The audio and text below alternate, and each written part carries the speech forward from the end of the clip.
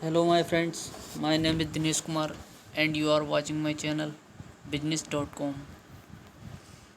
आज का कोर्स है part is management. Unit first.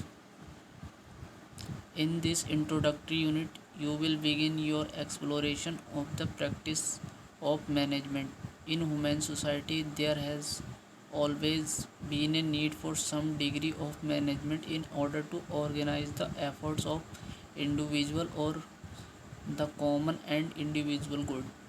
Even in very protecting against predators, caring for the young required humans to coordinate and organize in order to achieve common goals.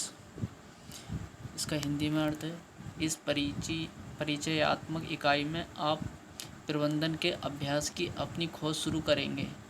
मानव समाज में सामान्य गैर व्यक्तिगत अच्छे के लिए व्यक्तियों के प्रयासों को व्यवस्थित करने के लिए हमेशा कुछ हद तक प्रबंधन की आवश्यकता होती है।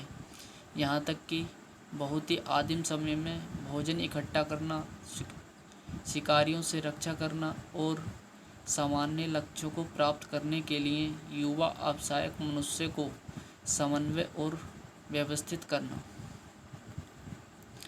Put simply, the term management refers to coordination of work activities through the end with other people to accomplish the goal of an organization। सीधे शब्दों में कहें, शब्द प्रबंधन से तात्पर्य किसी संगठन के लक्ष्यों को पूरा करने के लिए अन्य लोगों के माध्यम से और उनके साथ कार्य गतिविधियों के समन्वय से है। In this unit, you will explore the various functions of management. Management involves not only coordination but also planning, organizing, leading and controlling। इस इकाई में आप प्रबंधन के विभिन्न कार्यों का पता लगाएंगे। प्रबंधन में न केवल समन्वय शामिल है बल्कि योजना, आयोजन, अग्रणी और नियंत्रण भी शामिल है।